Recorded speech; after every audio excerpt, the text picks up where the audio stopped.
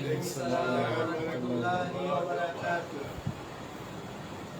الحمد لله نحمده ونستعينه ونستغفره ونؤمن به ونتوكل عليه ونعوذ بالله من شرور أنفسنا ومن سيئات أعمالنا من يهده الله فلا مضل له ومن يضلله فلا هادي له وأشهد أن لا إله إلا الله وحده لا شريك له وأشهد أن سيدنا ومولانا محمدا عبده ورسوله أما بعد فأعوذ بالله من الشيطان الرجيم بسم الله الرحمن الرحيم تبارك الذي بيده الملك وهو على كل شيء قدير الذي خلق الموت والحياة ليبلوكم أيكم أحسن عملا وهو العزيز الغفور الذي خلق 7 سماوات طباقا ما ترى في خلق الرحمن من تفاوت فارجع البصر هل ترى من فتور ثم ارجع البصر كرتين ينقلب إليك البصر خاسئا وهو حسير ولقد زينا السماء الدنيا بمصابيح وجعلناها رجوما للشياطين وأعتدنا لهم عذاب السعير وقال رسول الله صلى الله عليه وسلم من عرف نفسه فقد عرفه وقال رسول الله صلى الله عليه وسلم إذا ذكر النجوم فامسكوه أو كما قال عليه الصلاة والسلام উপস্থিত মুসল্লিন একরাম আমার সামনে উপস্থিত দিন প্রিয় ইসলাম প্রিয় দিনী ভাইয়েরা পর্দার অন্তর আড়ালে উপস্থিত সম্মানিত মা এবং বোনেরা মহান পাক রব্বুল আলামিনের নিকট শুকরিয়া আদায় করছি যে মহান পাক রব্বুল আলামিন দিনের সূর্যকে লুকায়িত করে রাতের অন্ধকারকে ঢেলে দিয়ে দুনিয়ার মানুষদের জন্য আরামের জন্য শান্তির জন্য অন্ধকারকে ঢেলে দিয়েছেন আর সেই মুহূর্তে এশার সালাত আদায়ের পরে আমরা এক মজলিসের মধ্যে বসে আছি যেটা হচ্ছে ইসলামী মজলিস নিজের নফসানিয়াতকে পরিশুদ্ধ করার জন্য আল্লাহ পাক রব্বুল আলামিন আমাদেরকে দয়া করে মায়া করে বসার তৌফিক দান করেছেন ওই মহান পাক রব্বুল আলামিনের দরবারে অন্তরের অন্তঃস্থল থেকে শুকরিয়া আদায় করতেছি আলহামদুলিল্লাহ দুরূদ সালাম বর্ষিত হোক মানবতার মুক্তির সনদ آقا نامدار تاجدر مدینہ سید الثقلین امام المرسلین آفتاب نبوات فخر موجودات محمد رسول اللہ صلی اللہ علیہ وسلم উপর এই সংক্ষিপ্ত আবার দরুদ পড়তেছি আল্লাহুম্মা সাল্লি আলা মুহাম্মদ আল্লাহুম্মা বারিক আলা মুহাম্মদ আপনারা এমন একটি জামি মজলিসে বসে আছেন, যে মজলিসের মধ্যে ফেরেশতারা আপনাদেরকে ঘেরাও করে বসে আছেন এবং ফেরেশতাদেরকে আল্লাহ রাব্বুল আলামিন আল্লাহ জানেন। তারপরেও ফেরেশতাদেরকে জিজ্ঞেস করলেন কেন? যখন আদমকে সৃষ্টি করার সময় ফেরেশতারা বলছিলেন, ইয়া রব, আমরা তো আপনার গোলামি করি। আপনি জানেন কিনা জানি না, ফেরেশতাদের মধ্যে এমনও ফেরেশতা আছেন যারা সৃষ্টির পর থেকে নিয়ে শেষ পর্যন্ত, কিয়ামত পর্যন্ত সেজদা অবস্থায় থাকবেন, তারা সেজদা থেকে মাথা উঠাবেন না। এমন ফেরেশতা নিয়োজিত আছেন আল্লাহ রাব্বুল আলামিনের অগণিত। এবং এমন ফেরেশতা আছেন যারা দুনিয়ার ওনাদের সৃষ্টি থেকে নিয়ে কিয়ামত পর্যন্ত রুকু অবস্থায় থাকবেন, রুকু থেকে মাথা উঠাবেন না আল্লাহর হুকুম ছাড়া। এমন ফেরেশতা আছেন।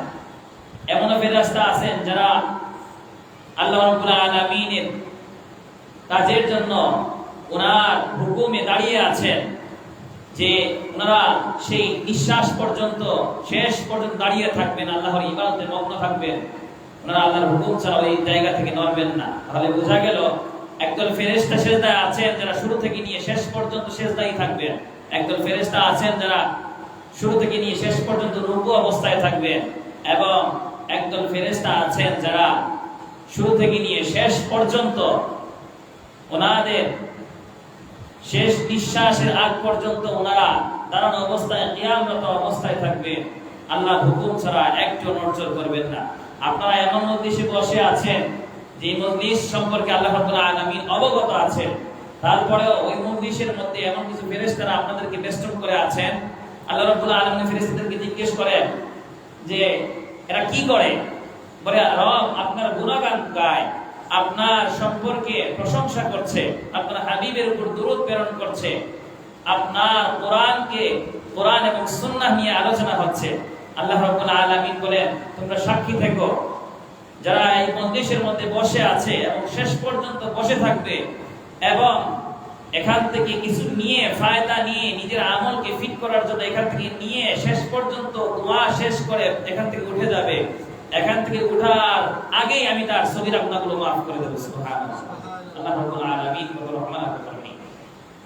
তার আহ্বান করব, যারা আপনাদের কর্ণকবর পর্যন্ত আলোচনা করে যাচ্ছে, অনুরোধ থাকবে এই দ্বীনি মজলিসের মধ্যে আসা, বসা এবং এই ফায়দাটুকু কমপক্ষে হাসিল করার জন্য। দুনিয়ার সময় হচ্ছে একেবারে ক্ষণস্থায়ী, আখিরাত হচ্ছে চিরস্থায়ী। আমি আপনাদের সম্মুখে আল কোরআনুল কারীমের সূরা মুলকের প্রথম 5 আয়াত আপনাদের সম্মুখে তিলাওয়াত করেছি। আল্লাহর হাবিব সাল্লাল্লাহু আলাইহি ওয়াসাল্লামের অসংখ্য অগণিত হাদিস থেকে দুই একটা হাদিস আপনাদের সম্মুখে তিলাওয়াত করেছি। আল্লাহ রাব্বুল আলামিন যদি আমাকে তৌফিক দান করেন, তাহলে উক্ত আয়াত এবং হাদিসের উপরে কিছু কথা বলবো ইনশাআল্লাহ, মা তৌফিক ইল্লা বিল্লাহ। আল্লাহ রাব্বুল আলামিন সূরা মুলককে মক্কায় অবতীর্ণ করেন, নাযিল করেন।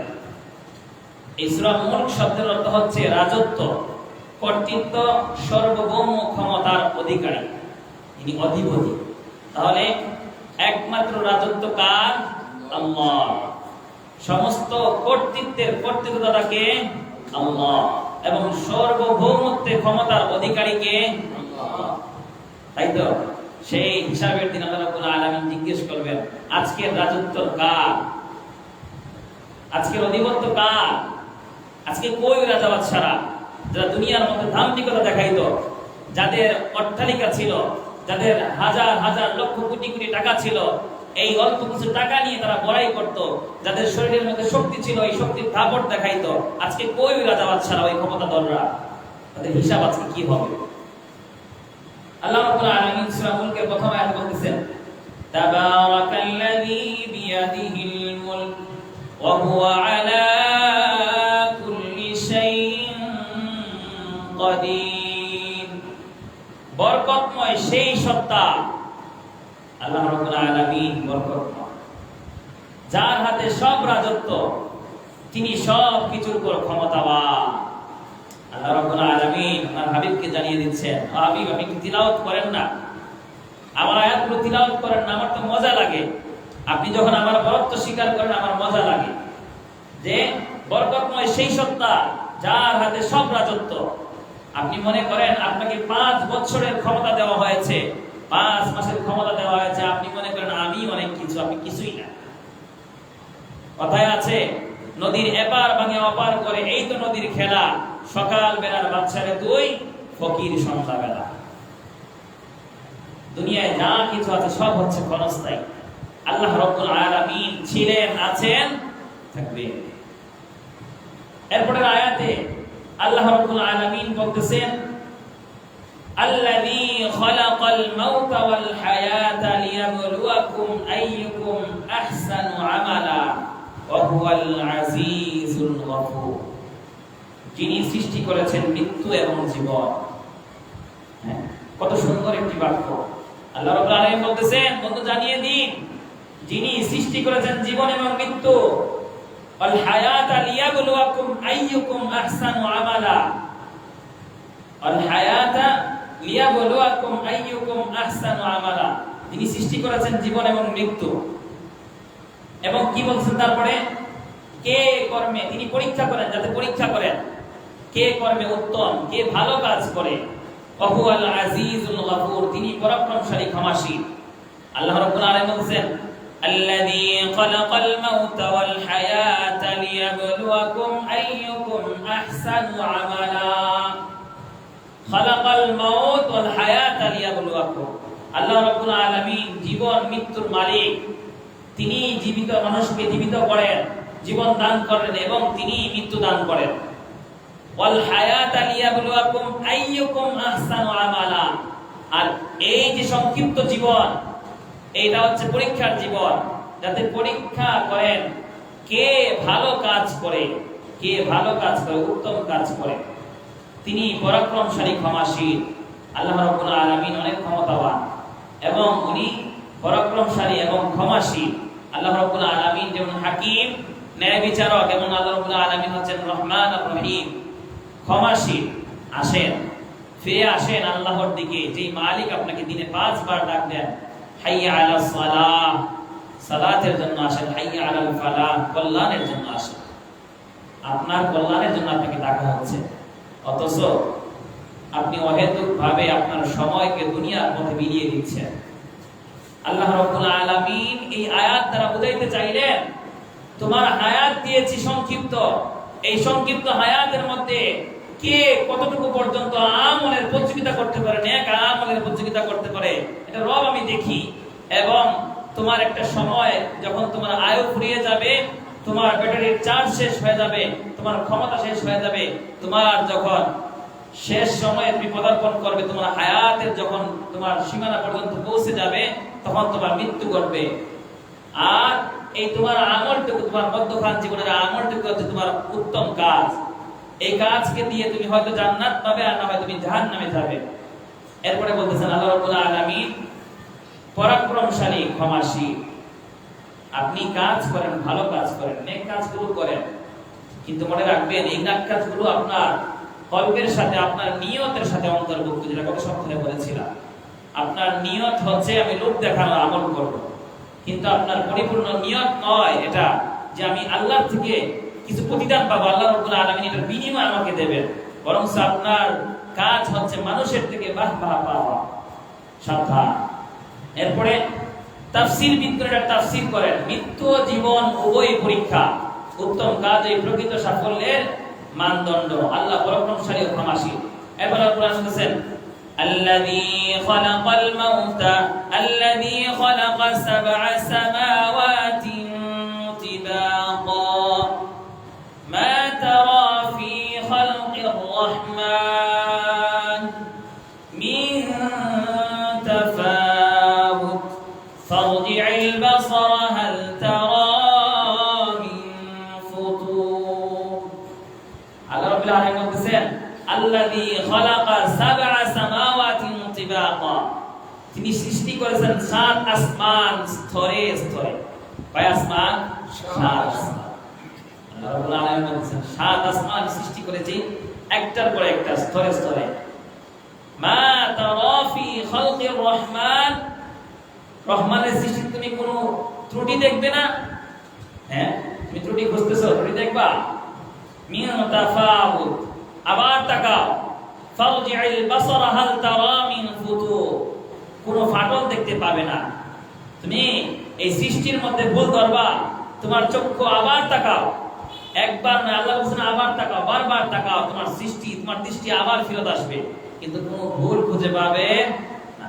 আল্লাহ রাব্বুল আলামিন অহেতুক কোনো জিনিস তৈরি করেন নাই। প্রতিটা জিনিসকে, প্রতিটা ইঞ্চিকে আল্লাহ রাব্বুল আলামিন আমাদের জন্য, আমাদের কল্যাণের জন্য। আরে ভাই, আল্লাহ রাব্বুল আলামিন প্রতিটা মাখলুক সৃষ্টি করেছেন ইনসানের জন্য, যাতে আমার এই ইনসানগুলো, আমার এই মানুষ নামক সৃষ্টিগুলো যেন এই জিনিসগুলো থেকে উপকার পায়। দুনিয়ার সমস্ত জিনিস হচ্ছে আপনার আয়ত্তে চলে আসবে যদি আপনারা আল্লাহ রাব্বুল আলামিনের আয়ত্তের ভিতরে চলে যান। আপনি যদি আল্লাহর গোলামি করেন, আল্লাহ রাব্বুল আলামিন সমস্ত সৃষ্টিকে আপনার কাছে নত করে দেবেন।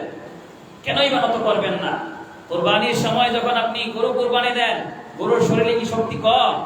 আপনাকে ঝটকা মেরে ফেলে দিতে পারে, কিন্তু রব্বুল আলামিনের হুকুম, বান্দা আমার জন্য জবাই করতেছে, তুমি নরম হয়ে যাও, তুমি স্বাভাবিক হয়ে যাও, বান্দা আমার জন্য এই কুরবানিটা হচ্ছে। এর জন্য সমস্ত সৃষ্টিজীবকে, একটা হাতি কত বড়, এর উপরে সামান্য একটা মানুষ বসে থাকে, সে চাইলে পারে ওই মানুষটাকে ফেলে দিতে। রব্বে কারীম এটার হুকুম দেন নাই।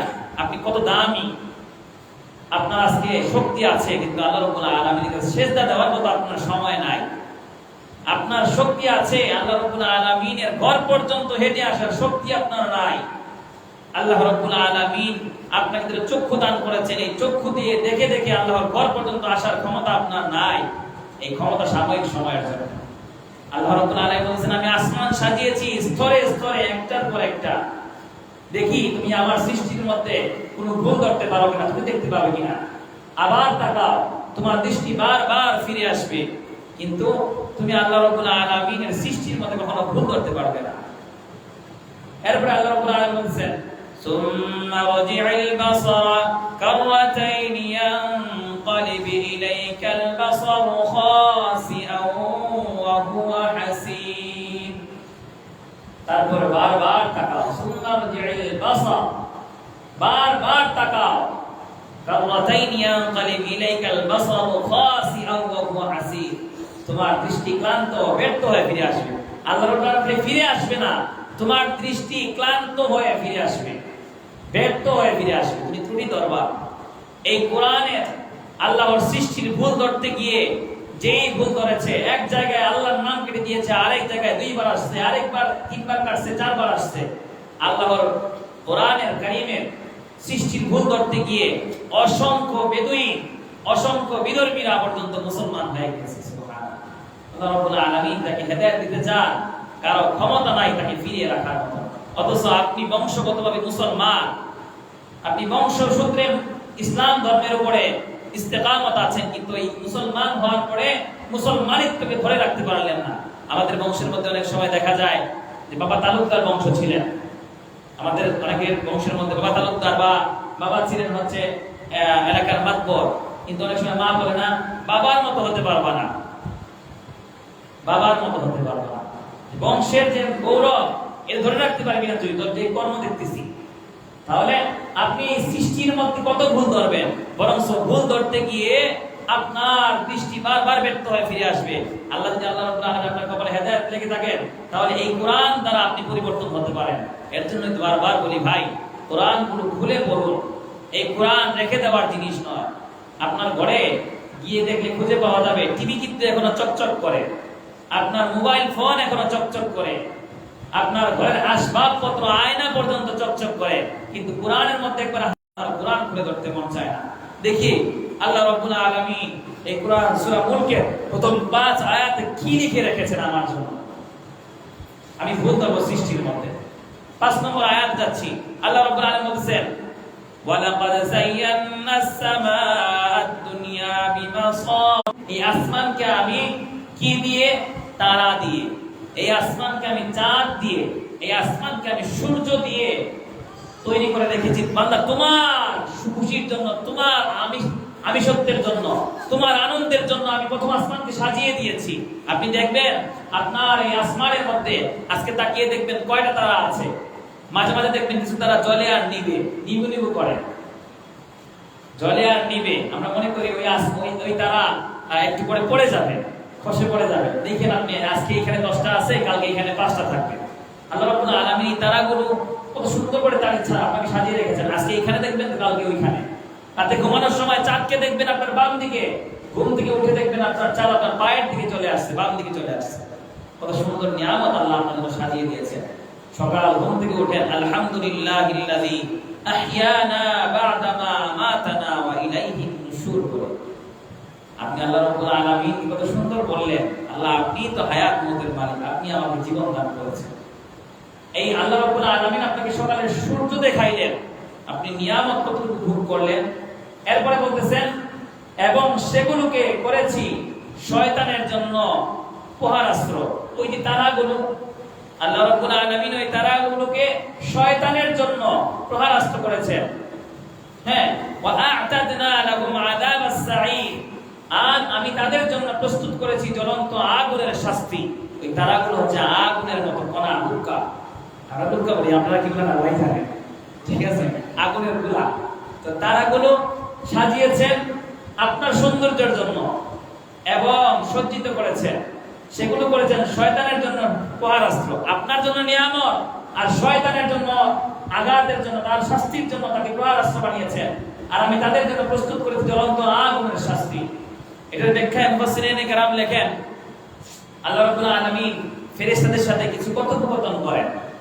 ফেরেশতারা যারা যাত্রা এমন অবস্থায় শয়তান আসমানের কাছে গিয়ে কান পেতে শুনতে চায়, তখন আল্লাহ রাব্বুল আলামিন রাগান্বিত হয়ে ওই তারাগুলোকে নিক্ষেপ করেন শয়তানের উপরে। দেখেন আল্লাহ রাব্বুল আলামিন হয়তো কোনো কিছু বানান নাই, আপনার উপকার আসতেছে এবং আল্লাহ রাব্বুল আলামিন ওই শয়তানগুলোকে ধ্বংস করার জন্য এই কাজটা করেছেন। আসেন আমরা হাদিসের দিকে যাই। 5টা আয়াত পড়লাম, এই 5টা আয়াতের মধ্যে আল্লাহ রাব্বুল আলামিনের এই আয়াতের মধ্যে রাসূল সাল্লাল্লাহু আলাইহি ওয়াসাল্লাম কি বলছেন? আল খালকু কুল্লুহুম ইয়ানুল্লাহ, সমস্ত সৃষ্টি আল্লাহর নির্ভরশীল পরিবার, আল্লাহ রাব্বুল আলামিনের হুকুমে চলে। আমাদের পরিবার আছে না ভাই? আমাদের ঘরের মধ্যে আমার বিবি, আমার বড় ভাই, আমার ছোট ভাই, বা আমি যদি ঘরের মুরব্বী হই, আমার বাবাও এক সময় মৃত্যু হয়ে গেলে আমার হুকুমেই চলেন, তাহলে পরিবার আমরা। আল্লাহ রাব্বুল আলামিনের যা কিছু আছে এটা হলো বাদশাহী কথা, এটা অর্থ তর্জমাটা হচ্ছে বাদশাহী কথা। আল্লাহ রাব্বুল আলামিনের যা কিছু আছে সবকিছু আল্লাহর নির্ভরশীল পরিবার। আল্লাহ রাব্বুল আলামিনের উপর নির্ভর করে তারা। আল্লাহ রাব্বুল আলামিন আমার হায়াত, যেমন হায়াতের মালিক কে? আল্লাহ। সুস্থতার মালিক কে? আল্লাহ। অসুস্থতার মালিক কে? আল্লাহ। তাহলে আমরা সবকিছু কার উপরে নির্ভর করি? আল্লাহর উপর। তাহলে আমরা নির্ভরশীল এক পরিবার। আল্লাহর হাবিব সাল্লাল্লাহু আলাইহি সাল্লাম কত সুন্দর হাদিসের বাক্যের মধ্যে বলেছেন, সমস্ত সৃষ্টি আল্লাহর নির্ভরশীল পরিবার। আল্লাহর উপর নির্ভর করি আমরা একমাত্র। পশু পাখি যারা আছে আল্লাহর উপর নির্ভর করে, গাছপালা যেগুলো আছে আল্লাহর উপর নির্ভর করে, মানুষ যারা আছে আল্লাহর উপর নির্ভর করে, জিন যারা আছে আল্লাহর উপর নির্ভর করে। এরপরে সংক্ষিপ্ত আকারে এই বিষয়গুলো নিয়ে ইনশাআল্লাহ যদি আল্লাহ তাআলা তৌফিক দান করেন আগামী শুক্রবারে আলোচনা করব। এরপরে বলতেছেন আল্লাহর হাবিব সাল্লাল্লাহু আলাইহি সাল্লাম, এই যে আমি 2 নম্বর আয়াতটা পড়েছি আপনাদের সম্মুখে, আল্লাযী খালাকাল মাউতা ওয়াল হায়াতা লিয়াবলুয়াকুম আইয়ুকুম আহসানু আমালা, আমি জীবন এবং মৃত্যু সৃষ্টি করেছি এবং কেন? পরীক্ষার জন্য, তোমরা ভালো কাজ করো কিনা, ভালো কাজ করো বা মন্দ কাজ করো। তারপরে মৃত্যু নামক একটা শব্দ আছে, এটা তোমার জন্য অবধারিত। সৃষ্টি যার ভিতরে প্রাণ আছে সমস্ত মাখলুককে মৃত্যুবরণ করতে হবে। কুল্লু নাফসিন যায়িকাতুল মাউত, যা কিছু আছে সবাইকে মৃত্যুর স্বাদ আস্বাদন করতে হবে। আল্লাহ হাবিব সাল্লাল্লাহু আলাইহি ওয়াসাল্লাম বলেন, আদ-দুনিয়া সিজনুল মুমিনি ওয়া জান্নাতুল কাফির, দুনিয়া মুমিনদের জন্য, মুমিনদের জন্য, আবারও বলতেছি মুমিনদের জন্য কারাগার। কাদের জন্য? মুমিনদের জন্য, মুসলমানের জন্য না। কথা কি বুঝতেছেন? মুসলমানের জন্য নয়। আপনি মুসলমান নিজেকে দাবি করেন কিন্তু পরিপূর্ণ আত্মসমর্পণ করেন নাই। যদি পরিপূর্ণ আত্মসমর্পণ করতেন তাহলে এশার আযান দিয়েছে, আপনি নামাজে মুসল্লা দাঁড়িয়ে দিতেন, আপনি হয়তো টিভি চালু করে রাখতেন না, আপনি হয়তো বাইরে রাস্তাঘাটে ঘোরাফেরা করতেন না, আপনার দোকানপাট করে থাকতো না। আপনি দোকান বন্ধ করে দিয়ে, যে মালিক আপনাকে দোকান দেওয়ার ব্যবস্থা করে দিয়েছেন, যে মালিক আপনাকে সমস্ত কিছু দিয়েছেন, যে মালিক আপনাকে সন্তান নামক সম্পদ দিয়েছেন, অন্ততপক্ষে ওদের ভালোর জন্য হলেও আপনি মালিকের দরবারে, মালিকের ঘরে এসে আপনি সেজদারত অবস্থায় মালিককে বলতেন সুবহান রাব্বিয়াল আলা। তাহলে আপনি কেমন স্রষ্টা, কেমন বান্দা! আল্লাহ রাব্বুল আলামিন আপনাকে এত নিয়ামত দিয়েছেন, কিন্তু আল্লাহ রাব্বুল আলামিন নাশুকরি করেন আপনি। মনে রাখবেন, লা ইন শাকারতুম লা আযীদান্নাকুম ওয়া লা ইন কাফারতুম ইন্না আযাবি লাশাদীদ। আল্লাহ রাব্বুল আলামিনের শুকরিয়া আদায় করেন নাই, এশার সালাত আদায় করেন নাই, আর না করে ঘুমিয়ে যাচ্ছেন। এই সম্পদ আপনার কোনো কাজে আসবে না, আপনার সন্তান আপনার কোনো কাজে আসবে না, আপনার ছেলে মেয়ে আপনার কোনো কাজে আসবে না, আপনার স্ত্রী আপনার কোনো কাজে আসবে না। আপনি সালাত আদায় করেন না, আপনি যখন মুনাফিক, আপনি নাফরমান, বাংলা ভাষায় বলতে গেলে আপনি গাদ্দার। মালিকের হুকুম আপনি মানেন না, অথচ মালিকের নুন খেয়ে গুণ গান না। যে মালিক আপনাকে এখন পর্যন্ত হায়াত দিয়েছে, ওই মালিকের আপনি পরিচর্যা করেন না। আপনাকে যে হায়াত দিয়েছেন, এই হায়াত নামক জিন্দেগি, এটার মূল্য দেন না। আপনি দুনিয়ার টাকা কিছুই না। আজকে আপনি অসুস্থ হন, এই যে আপনার দোকানের সম্পদগুলো, আপনার দোকানের টাকা পয়সাগুলো, আপনার অট্টালিকার বাড়িগুলো কোনো কিছুই কাজে আসবে না। আপনি অসুস্থ হওয়া মাত্র এক ভাই আরেক ভাইয়ের সাথে পরামর্শ করবে, আব্বার তো হায়াত গেল গা, তাড়াতাড়ি করে আব্বা যাই দুনিয়া থেকে বিদায় হওয়ার আগে এগুলো কেমনে নেওয়া যায়, এই সিস্টেমটা গুলা কর। আর না হয় আপনার বিবি আপনাকে পরামর্শ দেবে, শ্বশুর তো মারা যাচ্ছে, তাড়াতাড়ি করে দেখো আব্বারে নি কিছু করা যায়। এই আব্বা থাকে না 2 দিন পরে। তাহলে ক্ষণস্থায়ী জীবন আপনার জন্য, কার জন্য এত কিছু করেন আপনি? আপনি রব্বে কারীমের সেজদার মধ্যে আপনার মাথা এখনো ঝুঁকাইতে পারলেন না, ধিক্কার আপনার জন্য। তাহলে দুনিয়া হচ্ছে মুমিনদের জন্য কারাগার, তাদের জন্য, মুমিনদের জন্য। মুমিন কারা? যারা আল্লাহর হুকুম শোনার সাথে সাথে আল্লাহর হুকুমের মধ্যে সেজদা করে দেয়, এরা হচ্ছে মুমিন। আপনি মুসলমান নাম দেন, আপনি একজন মুনাফিক, আপনি বেঈমান। আমরা অনেক সময় বলি না যে তোর বাবা এত ভালো ছিল, তুই এত কুলাঙ্গার হলি কিভাবে? আপনি মুমিন নামের মুনাফিক, আপনি ভণ্ড, আপনি প্রতারক। তাহলে আর বলতেছেন আল্লাহ রাব্বুল আলামিন, আল্লাহ হাবিব সাল্লাল্লাহু আলাইহি ওয়াসাল্লাম বলছেন ওয়া জান্নাতুল কাফির, কাফেরদের জন্য জান্নাতখানা। এখানে হিন্দু বৌদ্ধ খ্রিস্টান বলেন নাই, কাফের। কাফের কারা? যারা আল্লাহ রাব্বুল আলামিনের হুকুম জানার পরেও মানে না, এরা হচ্ছে কাফের। স্পষ্ট ভাষা। যারা আল্লাহর হুকুম জানার পরেও আল্লাহ আপনাকে ফরজ করেছেন, আপনি ফরজকে 1 দিন 2 দিন 1 ওয়াক্ত 2 ওয়াক্ত 4 ওয়াক্ত 5 ওয়াক্ত অস্বীকার করেন। কিভাবে? কর্মের মাধ্যমে। আপনি কুফরি করলেন, আর কুফরি করতে করতে আপনি একসময় কি হয়ে যাবেন ভাই? কাফের। আপনার নিজেরা জানেন, বিবেককে প্রশ্ন করে দেখেন। তাহলে আপনার জন্য জান্নাত দুনিয়া। যারা নামধারী মুসলমান, আপনার অট্টালিকা আছে, সবকিছু আছে, কিন্তু এই কোরআনের প্রতি ভালোবাসা নাই, আল্লাহর হুকুমের প্রতি আপনার মহব্বত নাই, আপনি কাফের। নিজে নামধারী মুসলমান। শুধু মনে করেন না সুন্নত তরিকা বিবাহ করলে, আর পুরুষ মানুষ হইলে, খতনা করলে, আর মহিলা মানুষ হইলে আপনার বিবাহ হয়ে গেলে আপনি একজন মুসলমান হয়ে গেলেন, বা আনুষঙ্গিক যে কাজগুলো করলে আপনি মুসলমান হয়ে গেলেন। না, আল্লাহর ফরজ হুকুম 5 ওয়াক্ত সালাত আপনি আদায় করেন না, আপনি কেমন দাবি করেন আপনি মুসলমান? যেন দেখেন শিল্পী মাঝে মাঝে বলে, তুমি কেমন মুসলমান, তুমি কেমন মুসলমান, নামাজের সাথে নাই পরিচয়, মানো না কোরআন। এরপরে আল্লাহ হাবিব সাল্লাল্লাহু আলাইহি ওয়াসাল্লাম হাদিসের মধ্যে বলেছেন, ইন্নাল্লাহা জামিলুন ইউহিব্বুল জামাল। নিশ্চয়ই আল্লাহ সুন্দর, তিনি সৌন্দর্য পছন্দ করেন। আপনি অপরিষ্কার নোংরা থাকেন কেন ভাই? আপনার টুপি এত নোংরা কেন? আপনার জামা এত নোংরা কেন? আপনার পোশাকগুলো এত নোংরা কেন? আপনার নখগুলো এত বড় বড় কেন? আপনার পায়ের নখ এত বড় কেন? আপনি কপালে টিপ ব্যবহার করেন কেন? আপনার সৌন্দর্য তো এটাই। নিশ্চয়ই আল্লাহ সুন্দর, তিনি সৌন্দর্যকে পছন্দ করেন। পরিষ্কার থাকবেন ইনশাআল্লাহ। সামনের দিকে আগাই। আল্লাহ হাবিব সাল্লাল্লাহু আলাইহি ওয়াসাল্লাম বলতেছেন, মান আরাফা নাফসাহু ফাকাদ আরাফা রাব্বা। যে নিজেকে চিনল সে তার প্রভুকে চিনল। আপনি যদি নিজেকে নিজে চিনেন, আরে ভাই, আপনি যদি নিজের অন্তরকে একবার জিজ্ঞেস করেন, অন্তর রে আমি কয়দিন বাঁচবো আমি নিজেও জানি না, আপনার অন্তর ফিরিয়ে দিবে আপনাকে বারবার। আপনি কয়দিন বাঁচবেন সেই অন্তরটাও আপনার জানে না। এই রূহটা, এই খাঁচার পাখি যখন বের হয়ে যাবে, এই বডিটা কোনো দামই থাকবে না, মূল্যই থাকবে না আপনার। তাহলে যে নিজেকে চিনল সে প্রভুকে চিনল। আপনি নিজেকে এখন পর্যন্ত চিনতে পারেন নাই, যে আমার একটা হাত কেটে গেলে আমি ব্যথা পাই, আমার সন্তান ব্যথা পায় না, স্ত্রী ব্যথা পায় না, সাময়িক সময় স্ত্রীর ব্যথা, আমার স্বামী ব্যথা পাইছে। আরে ভাই, আপনি যে দিলে ব্যথা পাইছেন ওই পর্যন্ত ব্যথা এখনো যায় না স্ত্রীর, কশিন কালেও না। এরপরে আল্লাহ হাবিব সাল্লাল্লাহু আলাইহি সাল্লাম লাস্ট একটা হাদিস, ইদা যুকিরান নুজুমু ফামসিকু। যখন তারাগুলোর বিষয়ে আলোচনা করা, আমি আপনাদের সম্মুখে তারাগুলোর বিষয়ে 2টা বলেছি। এক হচ্ছে আল্লাহ রাব্বুল আলামিন আমাদেরকে তারাগুলো নিয়ামত স্বরূপ দান করেছেন, আকাশের সৌন্দর্যতার জন্য, এবং এটাকে শয়তানের জন্য একটা অস্ত্র স্বরূপ, তাকে আঘাত করার জন্য একটা ঢাল স্বরূপ, আঘাত করার জন্য একটা অস্ত্র বানিয়েছেন। তাহলে দুইটা কথা আল্লাহ হাবিব সাল্লাল্লাহু আলাইহি ওয়াসাল্লাম হাদিসে বলতেছেন, যখন তারাগুলোর বিষয়ে কথা বলবে তখন সীমা অতিক্রম করো না। অহেতুক আমি আপনাদের কি তারার বিষয়ে কখনো বানিয়ে কথা বলবো না। আল্লাহ রাসূল নিষেধ করতেছেন এখানে স্পষ্ট ভাষায়, যখন তারাগুলোর বিষয় নিয়ে কথা বলবে তখন সাবধান, ও আমার উম্মত, সীমা অতিক্রম করো না তুমি। তাহলে এরপরে দেখেন, সামান্যভাবে আপনি যে দুনিয়ার নাজ নিয়ামত পেয়েছেন, ইব্রাহিম আলাইহিস সালাম যখন এই তারা দেখলেন, মনে করলেন রাতের আলোতে এই তারা মনে আমার রব। তখন সকাল হলো, তারা চলে গেল, না এটা তো আমার রব হতে পারে না, আমার রব তো আমাকে ছেড়ে দিতে পারেন না। সূর্য উদয় হলো, ইব্রাহিম আলাইহিস সালাম কি ভাবলেন? সূর্য মনে হয় আমার রব। সন্ধ্যা হয়ে গেল, সূর্য ডুবে গেল, ইব্রাহিম আলাইহিস সালাম ভাবতেছেন কি, না এই সূর্য তো আমার রব হতে পারে না, রব তো আমাকে ছেড়ে দিতে পারেন না। যখন অধিক এই সৃষ্টিকে নিয়ে গবেষণা করলেন, এই গবেষণা করতে করতে জানতে পারলেন, না আমার রব আমাকে ছেড়ে দিতে পারেন না, আমার রব আমার পাশে সবসময় আছেন, আমাকে দেখেন, আমাকে জানেন, আমাকে শুনেন।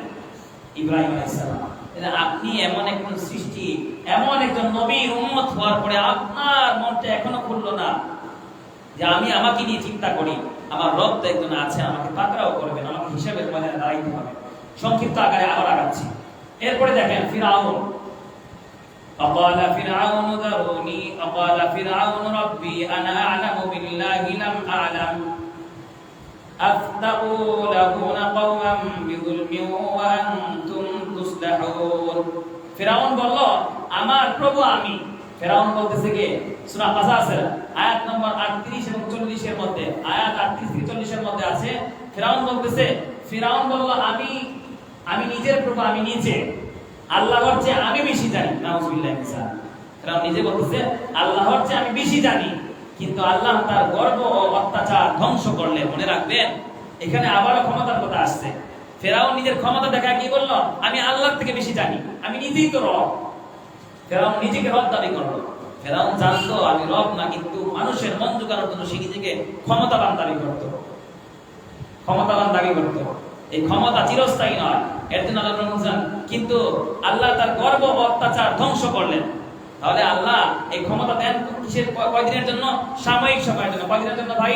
সাময়িক সময়ের জন্য। নূহ আলাইহিস সালামকে যখন এই যে নমরুদ কি করলো, যখন অনেক কিছু করলো, ষড়যন্ত্র করলো, আল্লাহ তাআলা কিছু নূহ আলাইহিস সালাম ফরিয়াদ করলেন, ইয়া রব এখন কি করা যায়? রব্বে কারীম বললেন, আপনি নৌকা তৈরি করেন, এই নৌকার মধ্যে আপনার উম্মতদেরকে, আপনার অনুসরণকারীদেরকে আপনি উঠায় নেন, বাকি কাজ আমার। এরপরে কি করলেন? বন্যা দিয়ে প্লাবিত করে তাদেরকে ধ্বংস করে দিলেন। আপনি এই কাহিনীগুলো পড়েন না ভাই, অন্তত পক্ষে এই সূরাগুলো নিয়ে আলোচনা করেন, আপনি শুনে আল্লাহ রাব্বুল আলামিন কত সুন্দর আপনাকে জানিয়ে দিচ্ছে। হ্যাঁ, এরপরে দেখেন আবু বকরের পরীক্ষা ছিল, কত কষ্ট। আপনি দান করতে চান না, আপনার এত বিপদ, আপনি অসুস্থ, আপনার বাচ্চার অসুস্থ, আপনার মা অসুস্থ, আপনার ভাই অসুস্থ, আপনার বোন অসুস্থ, আপনি দান করতে চান না। হযরত মুহাম্মদ সাল্লাল্লাহু আলাইহি ওয়াসাল্লাম ওমরকে বললেন আর আবু বকরকে বললেন, যাও, যা করে যা আছে তোমরা তোমাদের উপটৌকনগুলো, তোমাদের দানের মালগুলো নিয়ে আসো। তখন কি করলেন? ওমর রাদিয়াল্লাহু আনহু চিন্তা করলেন, দেখি আজকে আবু বকরকে হারাইতে পারি কিনা। তো গেলেন বাসায়, গিয়ে ওমর রাদিয়াল্লাহু আনহু যতটুকু আনলেন, আবু বকরও সবকিছু নিয়ে আসলেন। তখন ওমরকে আল্লাহ রাসূল সাল্লাল্লাহু আলাইহি ওয়াসাল্লাম জিজ্ঞেস করলেন, হে ওমর, তুমি কি নিয়ে এসেছো? আর আবু বকরকে জিজ্ঞেস করলেন, তুমি কি রেখে এসেছো? দেখেন কথার মধ্যে কত তফাৎ। আল্লাহ রাব্বুল আলামিন বন্ধুকে জানিয়ে দিলেন, আবু বকর তোমার জন্য কত দিলপ্রেমী। তো ওমরকে জিজ্ঞেস করলেন, তুমি কি নিয়ে এসেছো? আর আবু বকরকে জিজ্ঞেস করলেন, আপনি কি রেখে এসেছেন ঘরের মধ্যে? ওমর বলেন, আমি অর্ধেক জিনিস নিয়ে এসেছি এবং অর্ধেক রেখে এসেছি।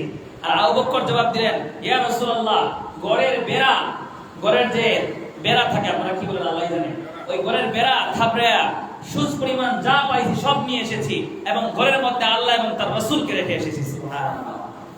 আবু বকরের দান কেমন ছিল, আর আপনার আমার দান। সাবধান ভাই, এই সম্পদের কদর করেন। আপনি থাকা অবস্থায়, জীবদ্দশায়, মাদ্রাসায়, মসজিদের সাথে সম্পর্ক লাগিয়ে দান করে যান, আপনার সদকায়ে জারিয়া হিসেবে আপনার কবুল আর মঞ্জুর করবেন আল্লাহ রাব্বুল আলামিন। সকলকে কবুল করেন, আমিন। এরপরে আল্লাহর হাবিব সাল্লাল্লাহু আলাইহি ওয়াসাল্লাম বললেন, আল্লাহর হাবিব সাল্লাল্লাহু আলাইহি ওয়াসাল্লাম তোমরা আকাশের দিকে তাকাও ও চিন্তা করো, স্রষ্টাকে চিনে নাও। আকাশের দিকে তাকাও আর চিন্তা করো, এমনিতেই স্রষ্টাকে চিনতে পারবে। আমি সংক্ষিপ্ত আকারে আজকের এই আলোচনা মূল বিষয় থেকে কি পেলাম শিক্ষা, এই 5টা পয়েন্ট নিয়ে আলোচনা করব। আয়াত 5টা বললাম, হাদিস 5টা বললাম, ঘটনা 5টা বললাম। এই 5টার পর থেকে আমরা কি শিক্ষা পেলাম? 1 নম্বর শিক্ষা পেয়েছি, আল্লাহ ওই সব কিছুর মালিক ও নিয়ন্ত্রক। সবকিছুর মালিক কে ভাই? আবার বলতে হবে কে? আল্লাহ। এবং নিয়ন্ত্রক, এই সব কিছু নিয়ন্ত্রণ করে একমাত্র আল্লাহ রাব্বুল আলামিন। 2 নম্বর, জীবন মৃত্যু পরীক্ষা স্থায়ী নয়। জীবন মৃত্যুর পরীক্ষাটা স্থায়ী নয়, ক্ষণস্থায়ী। এই জীবন দিয়েছেন আল্লাহ, মৃত্যুও দিবেন আল্লাহ, কিন্তু এই সময়টা হচ্ছে ক্ষণস্থায়ীর জন্য। এটা পরীক্ষা আপনার জন্য, জীবনের পরীক্ষা, মৃত্যুও পরীক্ষা। আল্লাহ রাব্বুল আলামিন ওনার হাবিবকেও এই মৃত্যুর আযাব থেকে, সবথেকে কষ্ট, নিচের কষ্ট যেটা আছে, রাসূল আরবি সাল্লাল্লাহু আলাইহি ওয়াসাল্লামকে দিয়েছেন। জিবরাইলকে জিজ্ঞেস করার পর জিবরাইল কি বললেন যে সবথেকে কষ্ট যেটা একেবারে নিচে আছে এইটা আপনাকে দিয়েছি। তারপরে কত কষ্ট রাসূল আরবি সাল্লাল্লাহু আলাইহি ওয়াসাল্লাম দুনিয়া থেকে নিয়ে গিয়েছেন। এজন্য মওত আসার আগে মওতের সামানগুলো জোগাড় করা। 3 নম্বর, আল্লাহর সৃষ্টিতে কোনো ত্রুটি নেই। আপনি যে এত কিছু ভুল ধরতে চাইলেন, আল্লাহর সৃষ্টিতে কোনো ত্রুটি পেয়েছেন না। তাহলে আমরা এই আয়াত থেকে জানতে পারলাম আল্লাহর সৃষ্টি কি নাই, কোনো ত্রুটি নেই। 4 নম্বর, মানুষ সীমিত জ্ঞান সম্পন্ন। তাহলে সকল জ্ঞানের অধিকারী কে? ওই যে ফিরআউন বলেছিল আমি সব জানি। ওই যে আয়াত থেকে বললেন না যে ফিরআউন বলছিল আমি আল্লাহর থেকে সব বেশি জানি। কিন্তু আপনি এক ফোঁটাও না, আপনি সমুদ্রের মধ্যে সুই ডুবাবেন, ওই সুইটা উঠানোর পরে সুইয়ের মাথায় যতটুকু পানি দেখতে পাবেন, ওই জ্ঞানটুকু পুরো সৃষ্টির মধ্যে মিলাইয়া দেওয়া। আর পুরো সাগর পরিমাণ যতটুকু পানি দেন তার থেকে দ্বিগুণ আল্লাহর জ্ঞান। এটা নিয়ে কখনো ভাবা যায় না, আল্লাহর মহাজ্ঞান। এরপরে 5 নম্বর কি, এখানে শিক্ষণীয় বিষয় হচ্ছে ধৈর্য ধরা। এই যে জীবনটা আমার, এই জীবনের মধ্যে ঝড় আসবে, তুফান আসবে, আমার সাংসারিক ঝামেলা আসবে, পারিবারিক ঝামেলা আসবে, সামাজিক ঝামেলা আসবে, রাষ্ট্রীয় ঝামেলা আসবে। গোটা পৃথিবীর মধ্যে সব আপনার বিপক্ষে চলে যাবে, রব্বে কারীম আপনার পক্ষে থাকেন, দুনিয়ার কোনো কিছুই প্রয়োজন। এরপরে একটা বাক্য মনে রাখবেন, আপনি আল্লাহকে না পেয়ে গোটা পৃথিবী পেলেন, তাহলে আপনি কিছুই পেলেন না। এবং আল্লাহকে পেয়ে গোটা পৃথিবীকে হারিয়ে ফেললেন, কিন্তু আপনি কিছুই হারালেন না। এরপরে দেখেন আমাদের করণীয় কি। 5টা শব্দ শেষ, এখান থেকে শিক্ষণীয় বিষয়।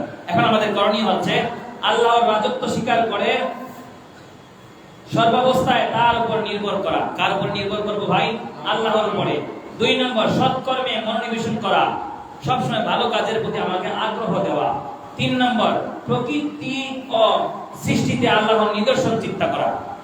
আল্লাহর হাত আছে না, পা আছে, মাথা আছে না, কি আছে, এই সব নিয়ে নয়, আল্লাহর সৃষ্টিকে নিয়ে আপনি চিন্তা করেন যে আল্লাহ এই জিনিসটা তৈরি করেছেন কত সুন্দর করে অবয়ব দিয়ে। আপনি ভুল করতে যাবেন, আপনার চোখ বারবার ফিরে আসবে, ব্যর্থ হয়। এরপরে 4 নম্বর হচ্ছে নামাজে মনোযোগ ও বিনয় আনা। তাই প্রতিটা কথার মধ্যে কেন জানি এই শব্দগুলো বারবার আসে আমার। এখানে 5 নম্বর হচ্ছে করণীয় হচ্ছে নামাজে মনোযোগ ও বিনয় আনা। আপনি তিলাওয়াত করেন, সুন্দর করে করেন না ভাই, ধীরে স্থিরে করেন। রুকুটা করেন, ধীরে স্থিরে করেন। অনেকে মন্তব্য করে বাবা হুজুর যে রুকু লম্বা করে কোমরে ধরে যায়, সেজদায় যে যায় মনে হয় না হুজুর আর উঠবো। আপনি রাসূলের সালাতের বিষয়টি একবার পড়ে দেখেন, রাসূল সাল্লাল্লাহু আলাইহি ওয়াসাল্লামের সিফাত কেমন ছিল। 5 নম্বর হচ্ছে পাপ থেকে বাঁচা ও তওবা করা। আপনার দ্বারা সামান্য একটা গুনাহ হয়ে গেছে, একজনকে গালি দিয়েছেন, আল্লাহর কাছে তওবা করেন, আল্লাহ আমি ভুল করেছি, আমাকে মাফ করে দেন, আস্তাগফিরুল্লাহ। এরপরে আগামী সপ্তাহে এক সপ্তাহ রবিবার পর্যন্ত আপনাদের করণীয়গুলো আমি বলে দিচ্ছি, মনে রাখবেন। আপনাদের আগামী রবিবার পর্যন্ত আমলগুলো দিয়ে দিচ্ছি। প্রতি রাতে সূরা মুলক পাঠ করা। কতদিন? প্রতি রাতে। কত রাতে? প্রতি রাতে আপনাকে সূরা মুলক তিলাওয়াত করা। এটার আমল হচ্ছে সহিহ হাদিস অনুযায়ী আছে, রাতে বেলা তিলাওয়াতের আমলগুলো জেনে নেবেন ইনশাআল্লাহ। তাহলে ইনশাআল্লাহ আমরা আগামী সপ্তাহ পর্যন্ত প্রতি রাতে কি করব? সূরা মুলক তিলাওয়াত করব। 2 নম্বর হচ্ছে সকাল সন্ধ্যায় তাসবিহ ও ইস্তিগফার করা। সকাল সন্ধ্যায় তাসবিহ ও ইস্তিগফার করা, কমপক্ষে 100 বার ইস্তিগফার করবেন, আল্লাহর কাছে তওবা করবেন, আস্তাগফিরুল্লাহ, আল্লাহুম্মা গফিরলি ওয়ারহামনি ওয়াআফিনি ওয়াহদিনি ওয়ারযুকনি। এরপর 3 নম্বর হচ্ছে প্রতিদিন অন্তত 5 মিনিট আল্লাহর সৃষ্টির উপর চিন্তা করা। আগামী সপ্তাহ পর্যন্ত আপনার কাজ হচ্ছে প্রতিদিন 5 মিনিট করে হলেও আল্লাহর সৃষ্টি নিয়ে চিন্তা করা। আল্লাহ আপনি আব্দুল্লাহ বিন আব্দুর রাজ্জাক কিভাবে সৃষ্টি করলেন, এত জ্ঞান তার মাথার মধ্যে, আল্লাহ আমাকে ওইরকম জ্ঞান দান করেন, সকলে বলে আমিন। এরপরে 4 নম্বর কাজ হচ্ছে একটি সৎ কাজ গোপনে করা। আপনাদের আগামী সপ্তাহে আমল থাকবে সৎ কাজ, ভালো কাজ গোপনে করা। রাত্রে বেলা যাচ্ছেন রাস্তা দিয়ে হেঁটে, রাস্তার মাঝখানে একটা বড় ইট পড়ে রয়েছে, আপনি সরায় যান। রাস্তা দিয়ে যাচ্ছেন একটা ময়লা পড়ে আছে, ওইটা সরাতে দূরে সরায় ফেলায় দেন। প্রতিদিন একটা করে ভালো কাজ গোপনে করা, মানুষকে দেখায় না। 5 নম্বর হচ্ছে একটি খারাপ অভ্যাস ত্যাগ অস্বীকার করা। প্রতিদিন একটা করে খারাপ অভ্যাস, বাজে অভ্যাসগুলো ত্যাগ করা ইনশাআল্লাহ, এবং বেশি বেশি দান সদকা করা, এই আমরা জারি রাখবো। 5টি নসিহা করব, সংক্ষিপ্ত আকারে 5টি নসিহা করব। 1 নম্বর নসিহা হচ্ছে দুনিয়া ক্ষণস্থায়ী, পরীক্ষা পাশের জন্য আমল জরুরি। 2 নম্বর হচ্ছে কৃতজ্ঞতা ও ধৈর্য মুমিনের পরিচয়। 3 নম্বর হচ্ছে আল্লাহর সৃষ্টিতে চিন্তা করা, ঈমান বাড়ায়। 4 নম্বর রাতে নীরবতায় সূরা মুলক পাঠ করো, একটি কবরের আযাব থেকে রক্ষা করবে। এটি তোমাকে কি করবে? কবরের আযাব। রাতের বেলা যদি আপনি সূরা মুলক তেলাওয়াত করেন, কবরের যে আযাব আছে এই আযাব থেকে আল্লাহ রাব্বুল আলামিন কি করবেন? রক্ষা করবেন। 5 নম্বর হচ্ছে কাউকে ছোট ভাবো না, সবাই আল্লাহর সৃষ্টি, কাউকে কোনো ছোট ভাবা যাবে না। ও কিছুই না, ও গরীব, ও কিছুই জানে না, ও আমার থেকে মূর্খ, কাউকে ছোট ভাবা যাবে না। সব হচ্ছে আল্লাহর সৃষ্টি। যে কথাগুলো বললাম, এই ভাঙাচোরা কথাগুলোকে আমাদের জ্ঞানের ভিতরে রেখে আল্লাহ রাব্বুল আলামিন প্রথমে আমাকে অথবা আপনাদের সকলকে আমল করার তৌফিক দান করুন, বলে আমিন। এই কথাগুলোর মধ্যে ভুল ভ্রান্তি আল্লাহ রাব্বুল আলামিন ক্ষমা করে সকলে বলে আমিন। সুবহানাকাল্লাহুম্মা ওয়া বিহামদিকা আশহাদু আন লা ইলাহা ইল্লা আনতা আস্তাগফিরুকা ওয়া আতুবু ইলাইক। আসসালামু আলাইকুম ওয়া রাহমাতুল্লাহি